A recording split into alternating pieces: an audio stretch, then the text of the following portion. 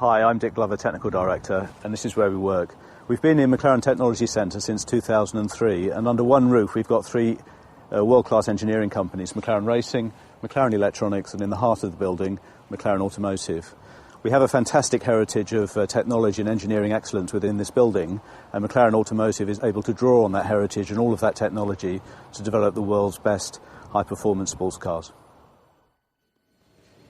This is our Formula One simulator. We've been developing the simulator for the last 12 years, and it's now used extensively as part of the process within McLaren Racing. Before every Grand Prix, the drivers and engineers come to the simulator to develop the car and develop the race setup. We also use the simulator for developing the 12C and have done for many years. For more than a year before we ran the first test car, we were developing the vehicle dynamics in the simulator, and that's really put us in a great place at this stage in the programme. Hi, I'm Chris Goodwin. I'm Chief Test Driver here at McLaren Automotive, and I'm at the heart of the 12C development programme and have been since the car was a drawing on a piece of paper. We're right in the middle of a very extensive test programme, and as you'd expect from a high-performance sports car, we're taking in all of the usual race tracks and test circuits.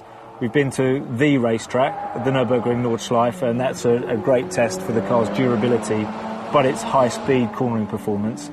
The Top Gear circuit at Dunsfold is a favourite of ours. It's got its own unique challenges and is very close to our base here in Woking.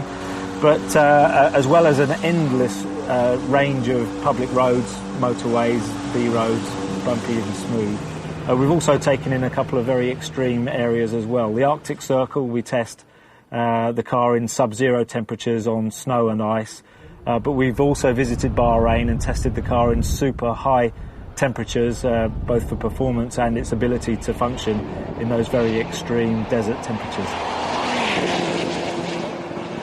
Hello, my name's Simon Andrew, Vehicle Development Engineer at McLaren Automotive. One of the most important things when we're away testing is the data that we retrieve from the vehicle. The key is to get this data out of the car as quickly as possible. Then we send it back to the McLaren Technology Centre where the engineers there can analyse the data to see how the car is running.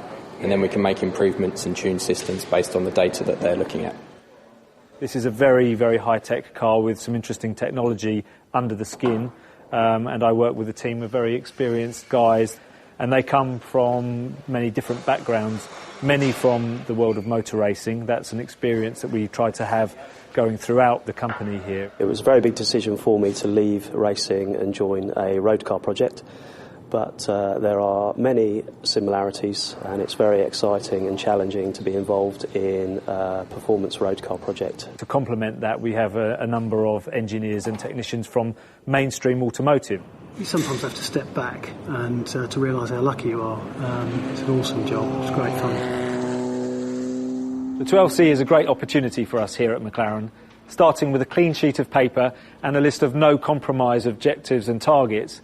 It's been a huge mountain of work, but McLaren's way of doing things, harnessing the very latest technology, focusing on amazing attention to detail, will produce a market-leading car in this segment.